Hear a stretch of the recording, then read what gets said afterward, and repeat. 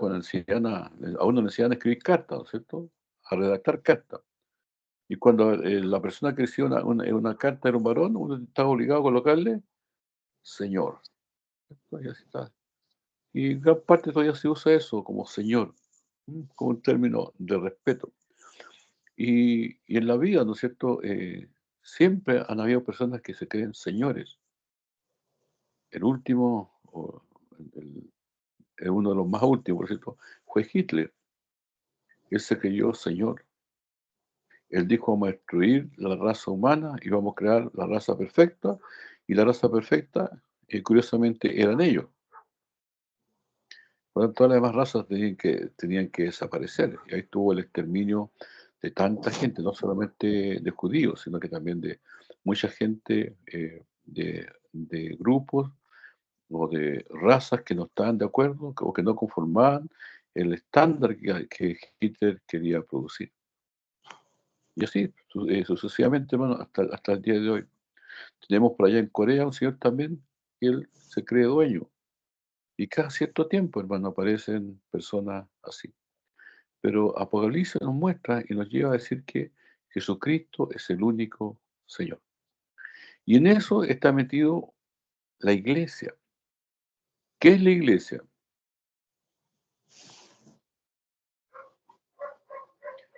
Si usted le preguntan, ¿qué es la iglesia? ¿Cuál sería su respuesta? Es el cuerpo de Cristo. Es el cuerpo de Cristo, exactamente. La iglesia es el cuerpo de Cristo. ¿Y dónde está la iglesia?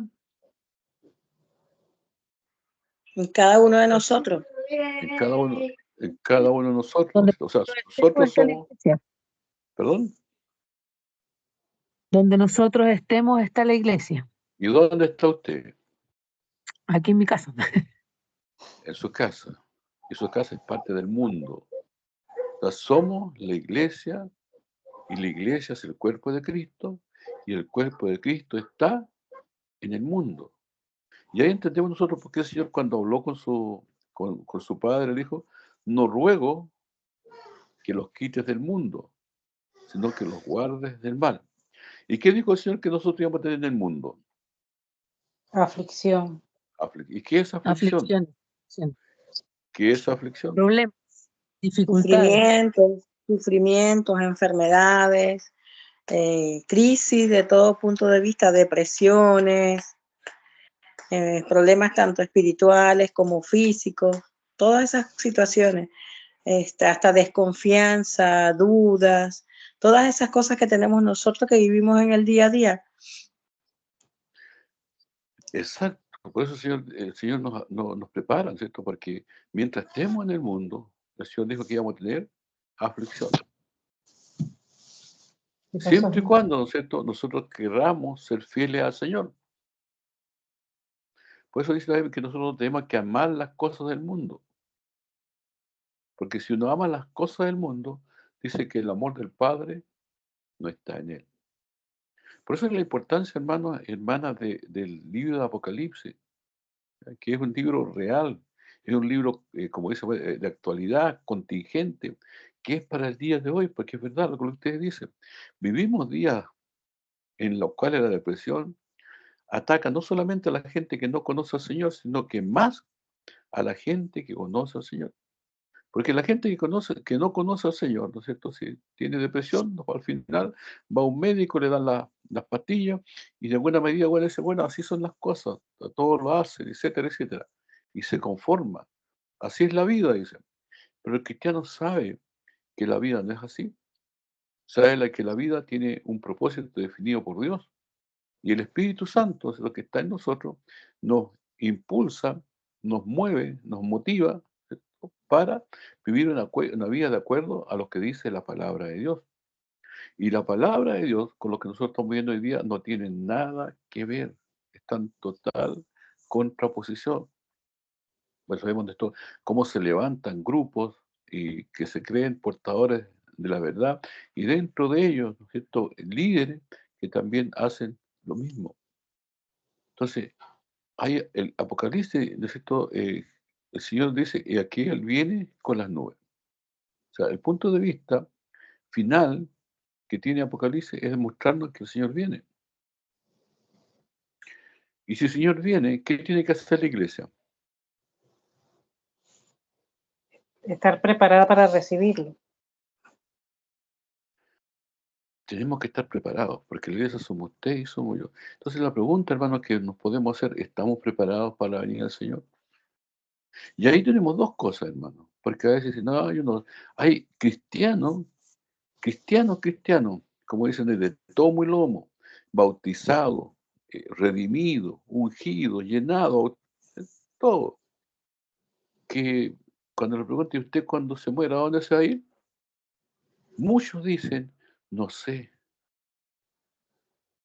no creo que me vaya al cielo. Entonces, eso revela, hermano, entonces se te revela la poca consistencia de nuestra fe. Porque si yo no me voy al cielo, ¿a dónde me voy a ir? A un lugar de tormento. Al ¿Cierto? Porque no infierno. existe, exacto, no existe el purgatorio. Nos vamos al infierno. ¿Y qué es lo que es el infierno? Un lugar de tormento, como dice el hermano. No es un lugar en el cual yo voy a estar ahí asándome de calor. No es un lugar donde yo voy a estar ahí caminando acá para allá, aburrido, mirando la tele todo el día. Es un lugar de tormento. Es tan de tormento que no fue preparado para el ser humano. El infierno fue preparado para el diablo y sus ángeles. Y esos son espíritus. No es que allí va a estar el diablo sentado en su trono, gobernando, dirigiendo como amo y señor. Él también va a estar padeciendo. Entonces, hermano, si yo pienso ahora y digo, bueno, yo no sé si voy al cielo, a lo mejor no, yo creo que voy a ir para abajo, como dicen algunos. Hermano, ¿no sería eso un motivo desde ya para empezar a examinar mi fe? Examinaos a vosotros mismos, si estáis en fe, decía el apóstol Pablo. Porque es importante, hermano, es la pregunta más importante. ¿Dónde voy a pasar la eternidad? ¿Dónde voy a pasar la eternidad? A veces nos preocupamos, ¿cierto? Sobre todo cuando llegamos ya a una edad eh, adulta, una edad madura, cuando ya estamos, como dicen, en la tercera edad, y ya la jubilación, ¿no es cierto?, viene cayendo por todos lados. Nos preocupamos de qué vamos a vivir cuando nos jubilemos. ¿Cómo vamos a vivir? ¿Y quién me va a recibir? ¿Ya? Y los hijos se pelean, y dicen, no, yo cuido de mi papá, yo cuido de mi mamá. Y dijo, no, yo cuido la tuya.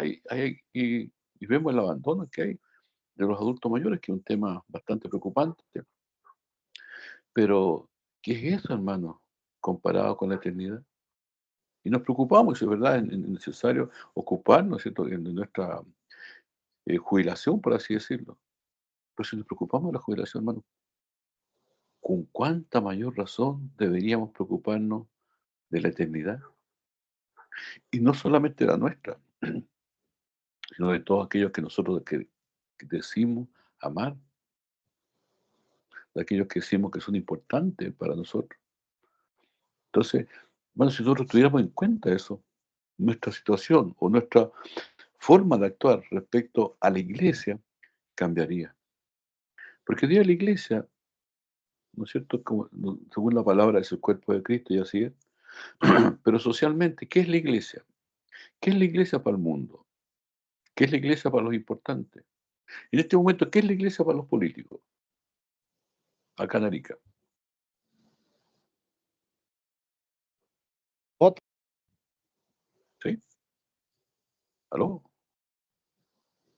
El voto se le decía. Ah, sí, po. Un lugar donde yo puedo tener mis votos. Y usted, todos los candidatos que hay en este momento dicen que apoyan la iglesia, que están de acuerdo con la iglesia, que comparten los ideales de la iglesia. Entonces, la iglesia para ellos es un medio del cual obtener apoyo Beneficio. político, beneficio.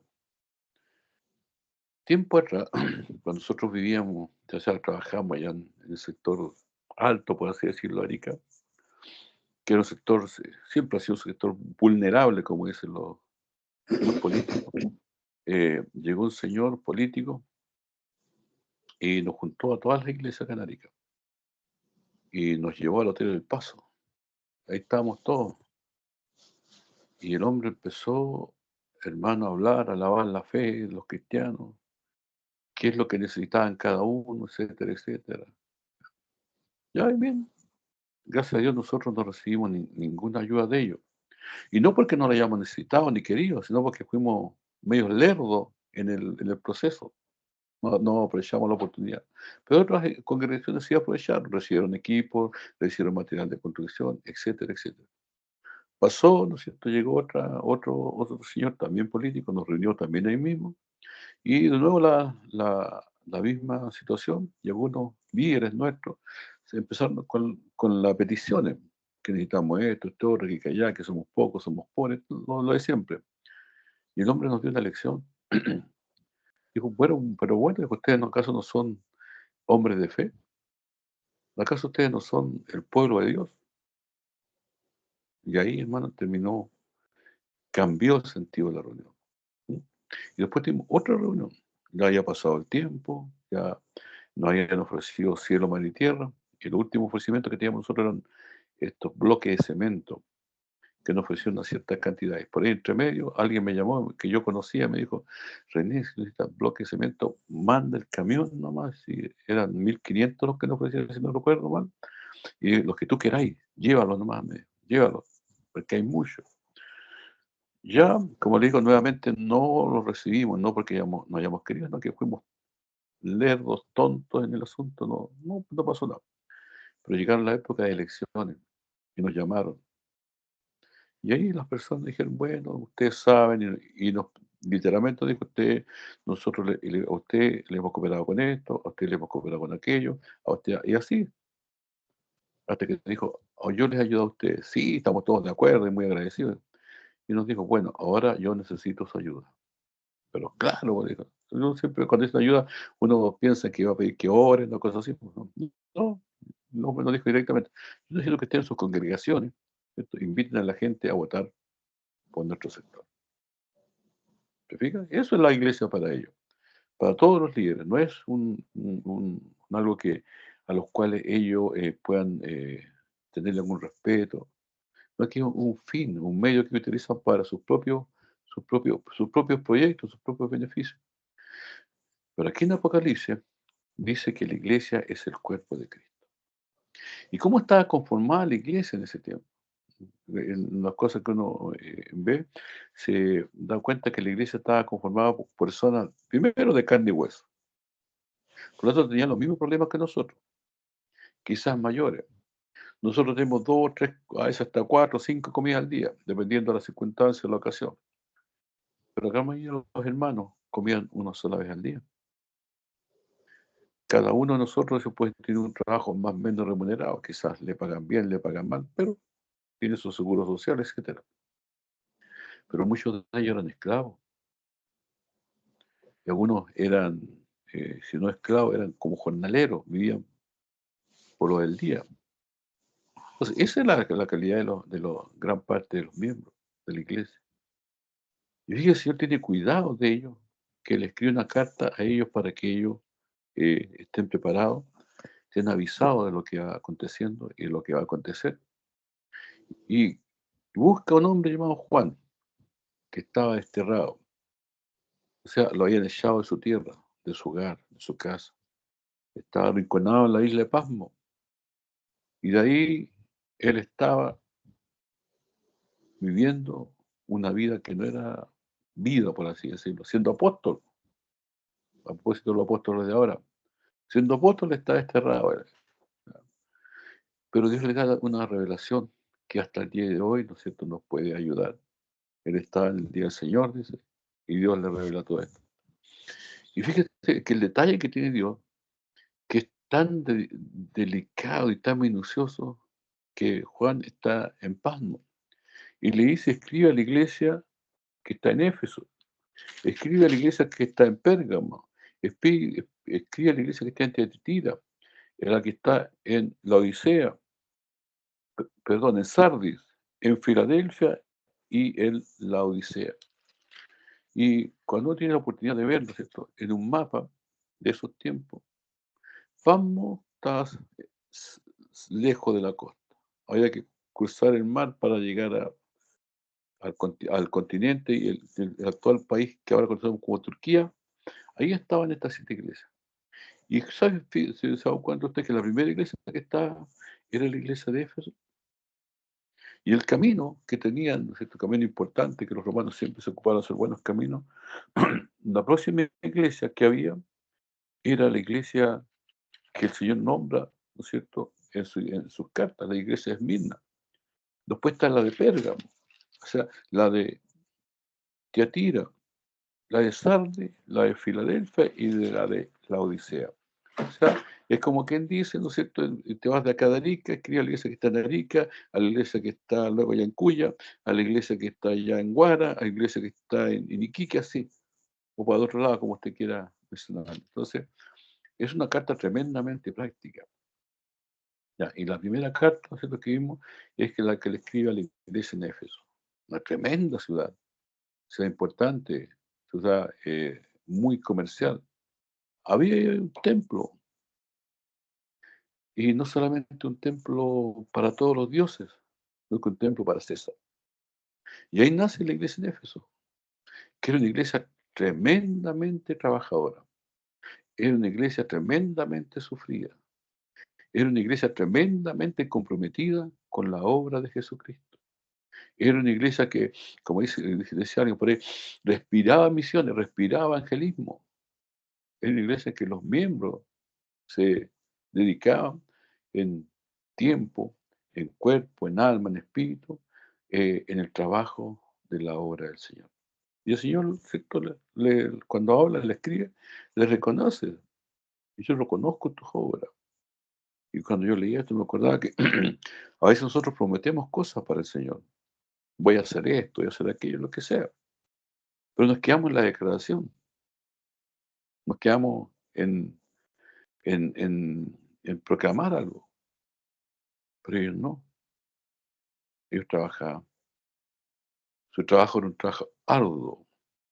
Es que la idea es que usted está trabajando al sol y sigue trabajando, no importa. Eso uno puede subir por los valles, por ejemplo, y a mí me ha tocado subir al mediodía más o menos, cuando hace calor, y a veces uno mira a los lados donde están los campos y hay gente trabajando a pleno sol, a las 2 3 de la tarde, trabajo arduo. Y eso es lo que habla el Señor aquí de la iglesia de Éfeso. Eran hermanos pacientes, no se desanimaban a la primera. Sabían que había que perseverar, que una de las cosas que nosotros vemos que hoy día falta, la perseverancia, perseverar, o sea, el continuar haciendo lo que hay que hacer, el continuar haciendo día a día, momento a momento, sin desmayar. ¿Ya? Y también era una iglesia que tenía una buena formación teológica, o como dicen ahora, tenía una buena sana doctrina, o tenía sana doctrina, porque venían, y como en esos tiempos no estaba escrita la Biblia, por lo tanto, había mucha gente que vivía del evangelio, o sea, que se aprovechaban. ¿No se da cuenta de que la Biblia es actual? Es lo mismo que pasa hoy en día. Las personas se aprovechaban y andaban de iglesia en iglesia, sacando provecho económico. Y mientras más importante decía ser la persona, más grande era el provecho que sacaban.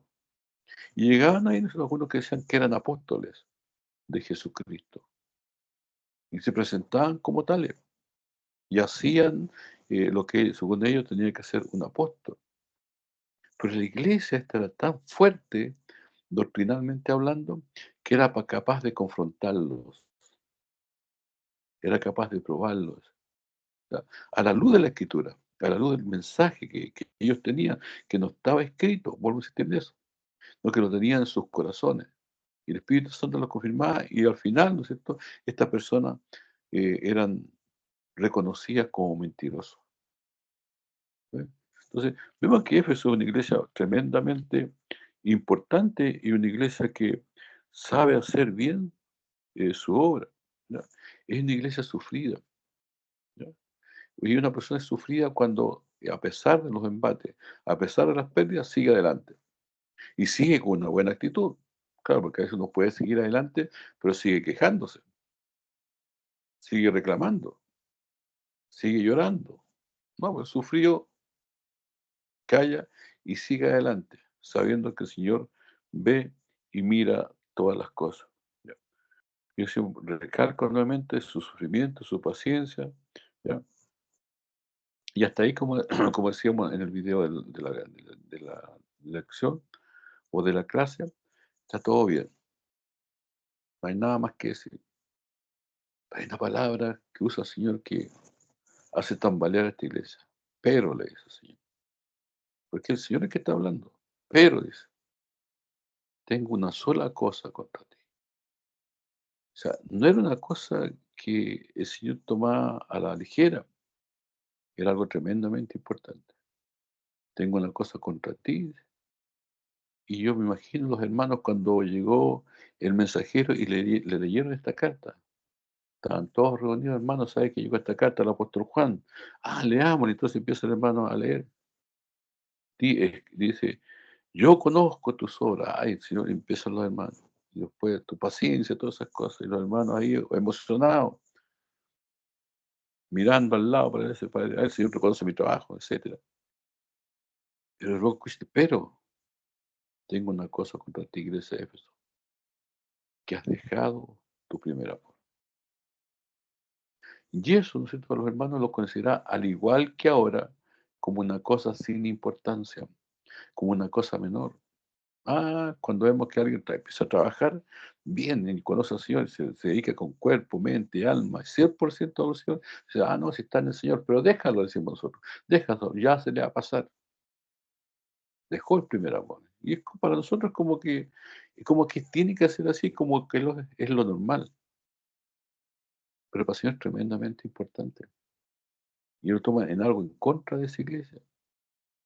Y le dice al Señor que tienen que acordarse, recordar. A usted, a mí, a veces nos pierden cosas. No recordamos dónde dejé las llaves, dónde se me quedó el celular, dónde fue que vi esto. Y la forma de poder tener nuevamente ese conocimiento es recordar. Y eso significa pensar, ¿dónde lo dejé la última vez? ¿Dónde fue la última vez que vi las llaves? El celular creo que lo dejé en la cocina. Ah, no, este documento lo vi en tal parte. O sea, empezamos a rememorar situaciones pasadas en las cuales estaba lo que nosotros andábamos buscando. ¿Mm? Y eso es lo que se recuerda, o sea, empezar a rememorar aquellas situaciones en que servir al Señor era un agrado, no era una carga. Era una delicia hacer algo para el Señor, sea poco, sea mucho, sea importante o no sea importante, porque lo hacíamos de corazón, de corazón. Antiguamente las mamás le enseñaban a las hijas a las labores de casa, como es a cocinar, a lavar, a planchar, sobre todo a hacer aseo. Y a veces, ¿no es cierto?, las hermanas, cuando eran jovencitas, a uno no les gustaba hacer aseo, pero la mamá igual las mandaba, porque era parte de las tareas. Igual había que hacerlo, porque en ese tiempo no estaba la opción de escoger,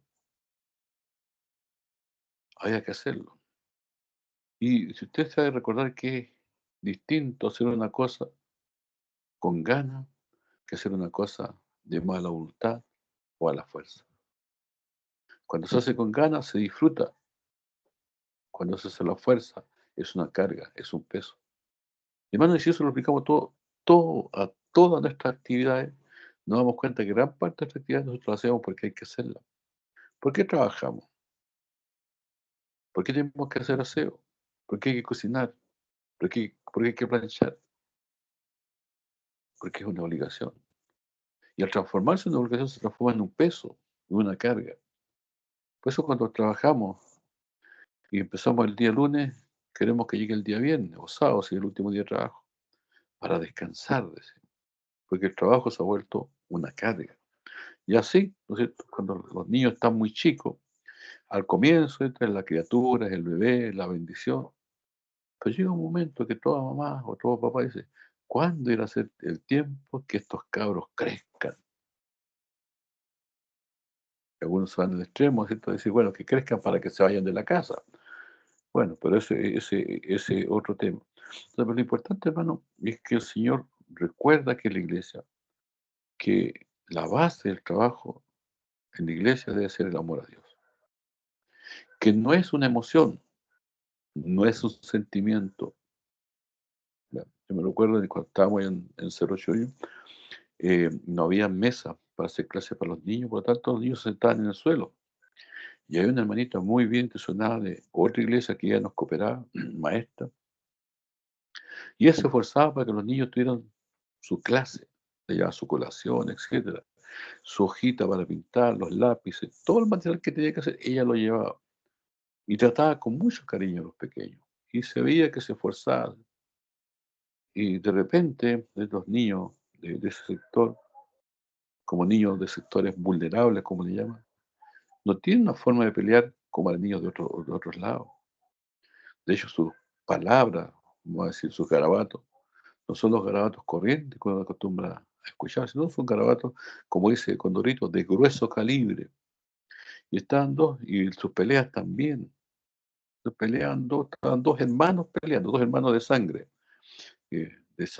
padre y madre juntos. Aquí entonces pues, se ponen a pelear y se ponen a golpear entre ellos. Entonces el hermano se espanta, le dice, niños, dice, usted no debe pelear así. Porque aparte, estamos en la casa del Señor, etcétera, etcétera, y aparte ustedes son hermanos, hermanos y hermanas. Lo que esos niños le dijeron, lo más suave fue, ¿qué te metí vos? Como digo, lo más suave fue que le dijeron vieja. Y de ahí le hicieron un repaso por todo el silabario de garabatos chilenos conocidos y por conocer. Niños, estoy hablando de niños 5, 6 años. La hermana se horrorizó, se escandalizó. Dijo, ni siquiera mi marido me ha tratado de la forma como me han tratado estos niños, que pasaron a ser niños ahora. Eran niñitos, ahora eran niños. Cuento corto, como dicen por ahí, la hermana no fue nunca más. Porque lo que lo motivaba a ella no era el amor, lo que lo motivaba a ella quizás era la compasión, la lástima, y eso no es lo que el Señor pide, porque solamente el amor te hace soportar las incomprensiones, las deslealtades, los desaires, las traiciones, los abandonos, con un corazón limpio, porque eso no puede soportar eso porque uno queda resentido. Y resentido es cuando vive algo y cada cierto tiempo, cuando las cosas es como el herpes, ¿no es cierto? Dice que el herpes es un virus que uno tiene y que está en el cuerpo y cuando la defensa es tan fuerte, ese herpes se mantiene ahí bajo cautela, dijo, o bajo contención.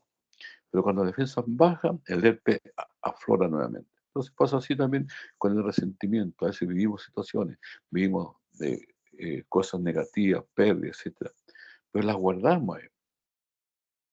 Y cuando de repente las defensas emocionales bajan, nuevamente rebota y nos acordamos de todo lo que vimos, los que nos ofendieron, de que esto, aquí, que allá. Y eso afecta nuestra vida cristiana, afecta el trabajo. Entonces, por eso, hermano, aquí cuando estamos viendo quizás mucho, pero es importante analizar. Éfeso era una tremenda iglesia, pero Dios lo que le revela a ellos es que hay una cosa que es muy importante para siempre, que nosotros ya consideramos como la nada misma, que es el dejar el primer amor. Dice, recuerda, o sea, analiza, ¿dónde perdiste esto? ¿Qué es lo que estabas haciendo? ¿Qué pasó que tú perdiste esto? Dice, y recuerda, por tanto, de dónde has caído y arrepiéntete. Arrepentirse es reconocer, yo fallé y tomar una decisión, cambiar de pensamiento. Y entonces ahora las cosas no las voy a hacer de esta manera, sino que lo voy a hacer de una manera distinta.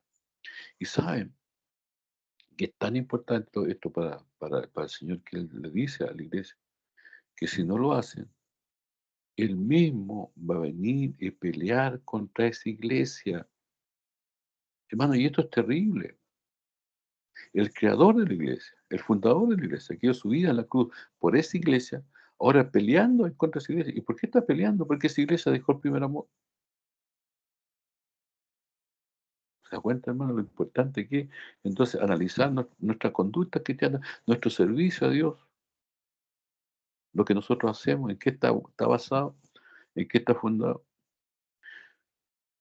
Y quitaré tu candelero de su lugar. Recuerden que el candelero significa la iglesia. Y vamos a tener nombre, como le dice después a otra iglesia, tú tienes nombre que vive, pero estás muerto. Vamos a tener nombre de iglesia. Y para nosotros es tremendamente importante, hermano, porque nosotros, nuestro nombre es Iglesia Cristo te ama. Yo siempre digo a los hermanos, no sé a quién se le ocurrió colocarle Cristo te ama, debieron haber puesto Filadelfia, mm, aposento alto, pero nos pusieron nombre Cristo te ama, que significa eso, que Cristo ama a las personas, o sea, que lo que hace esta iglesia refleja el amor de Dios. Por lo tanto, ¿estamos reflejando el amor de Dios? ¿Está la iglesia de Cristo te ama reflejando el amor de Dios? Ahora, nos vamos al hueso, ¿cierto? Bueno, ¿y la iglesia quién es? Pues decimos, no, esta iglesia aquí y allá, pero ¿quién es la iglesia? Entonces al final llegamos, ¿estoy yo reflejando el amor de Dios? ¿O estoy reflejando el enojo, la ira? ¿Qué estoy reflejando yo? ¿Qué estoy mostrando? No lo que yo soy. Según lo he entendido en términos de esto de psicología, dice que hay varias formas en las cuales nosotros percibimos las cosas. Uno es como las percibo yo, otro es como las percibe la gente que está afuera, ¿no es cierto? Y otra es como son realmente las cosas. Porque yo puedo ser la mejor persona, según yo. Y la gente de afuera pues, dice, no, este es la peor persona. Pero ambos, ¿no es cierto?, están equivocados. Entonces, ¿quién define lo que realmente soy? ¿O quién soy yo? Entonces, eso lo define solamente el Señor. Entonces, hermano, fíjese que todo esto, el Señor lo está revelando a esta iglesia, le está diciendo, le dice las cosas que están pasando, le dice lo que están fallando, le dice la receta o lo que tienen que hacer para salir de eso, también le advierte lo que va a pasar si no dan cumplimiento, pero el Señor vuelve a insistir, ¿no es cierto?, que hay que luchar, al que venciere, al que venciere, al que venciere. Eso es la lucha cristiana. La lucha cristiana no es un paseo, la vida cristiana no es un carrusel, la vida cristiana es una lucha. Y si no nos acostumbramos a eso, hermano, vamos a estar decepcionados. Porque la vida cristiana está compuesta de todo lo que nosotros hacemos y en eso, de todo lo que hacemos, están involucradas personas. Y como no hay personas perfectas, entonces van a fallar. Nosotros también fallamos. Por eso a veces, hermano, cuando hablamos de la iglesia, a veces cuando vemos que las cosas no funcionan según nuestro criterio, buscamos otra iglesia. Y queremos ir a otra iglesia donde seamos valorados. Pero en definitiva buscamos una, una iglesia que sea perfecta. Y alguien dijo, cuando un pastor le preguntaron eso, al hermano o la hermana que le preguntó, dijo, mire, cuando usted llegue a esa iglesia perfecta, no haga ni tal ni integrarse a esa iglesia. No entre por ningún motivo a esa iglesia. No se haga miembro de esa iglesia. Y el hermano, hermana le pregunta, ¿pero por qué?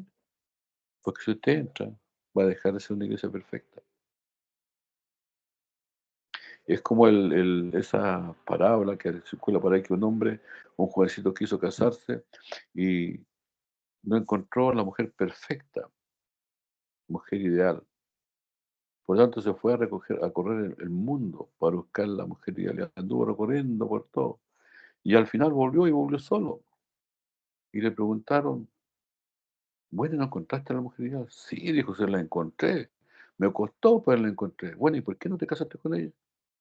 No, que lo que pasa es que ella también andaba buscando al hombre ideal. Entonces, fija, entonces, hermano, la iglesia está compuesta por personas de carne y hueso, que somos usted y que soy yo, que fallamos. El único que nos falla es el Señor. Entonces ahí el Señor les da esta idea de que es una lucha constante. Por eso Pablo dice que hay que ponerse la armadura. La armadura no es para desfilar. Hoy día los soldados usan la armadura para desfilar, pero la armadura es para guerrear, para pelear.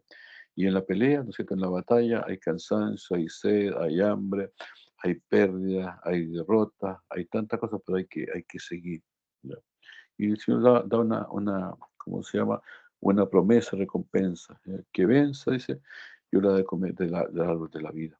Y ahí nos vuelve el Génesis, Apocalipsis, se fija cómo el Señor va del comienzo al final. Del comienzo de Génesis ya está escrito Apocalipsis en el corazón del Señor. Él puso el árbol de la ciencia, el bien y el mal, y el árbol de la vida. Y dice Adán y Eva, pueden comer de todo, menos del árbol de la ciencia del bien y del mal. ¿Y qué hizo Adán y Eva? Comieron de la ciencia del bien y del mal, porque vieron, se guiaron por la apariencia. A lo mejor el árbol de la vida no tenía muy buena apariencia. La fruta a lo mejor no se veía muy deleitosa, pero cuando vieron el árbol de la ciencia del bien y del mal, vieron que era un árbol agradable y la fruta como que daban ganas de comer. Y escogieron eso. ¿Mm? Entonces el Señor retiró al ser humano de ahí y guardó el árbol de la vida. Pero acá está repitiendo que ese árbol de la vida Él se va a dar al que venza.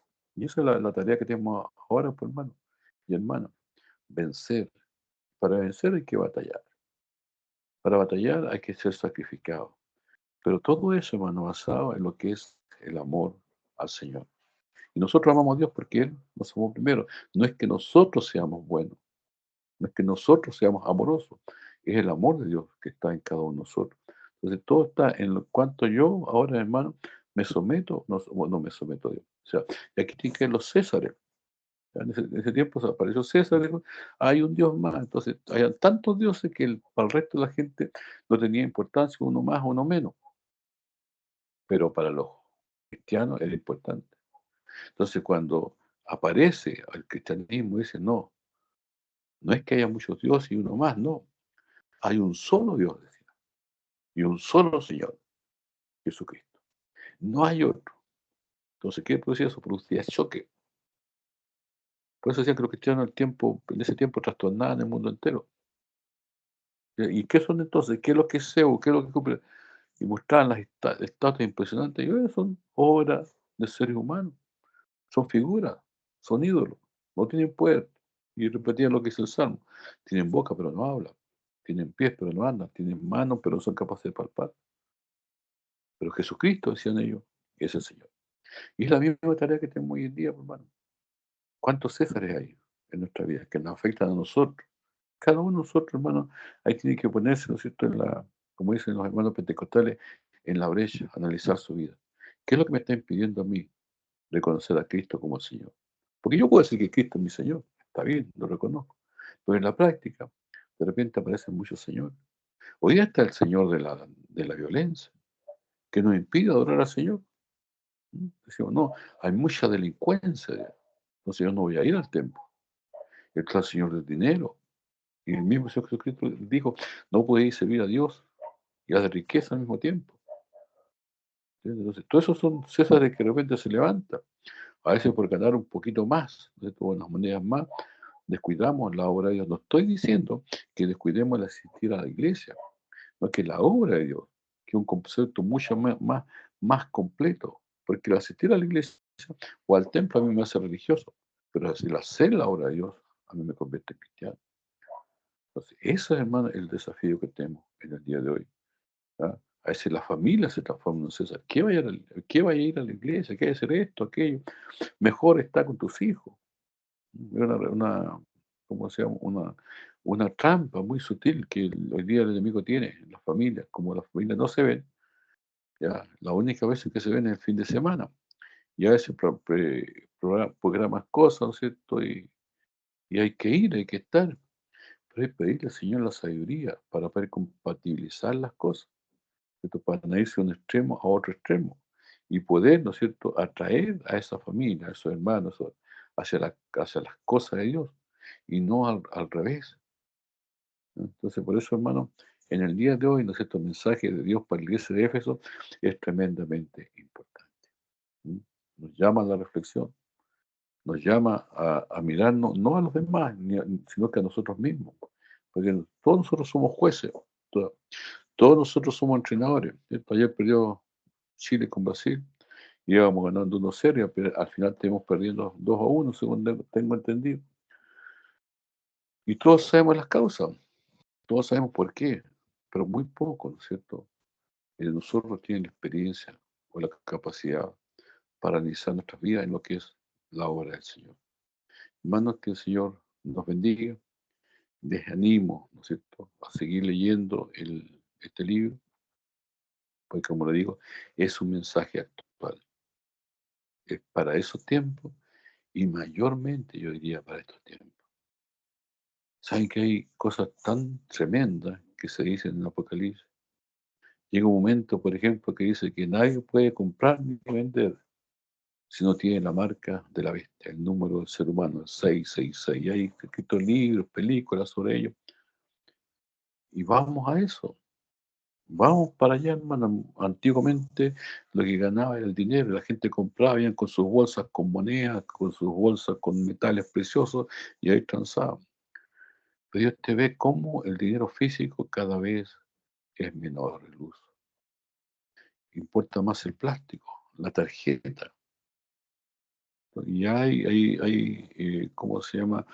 Hay aplicaciones en las cuales usted no necesita ni siquiera su carnet. Ya usted está identificado y por ahí alguien dijo que, no, alguien dijo que usted con el celular puede comprar. Yo te vi, veía hasta los pies celulares, unos tremendos aparatos.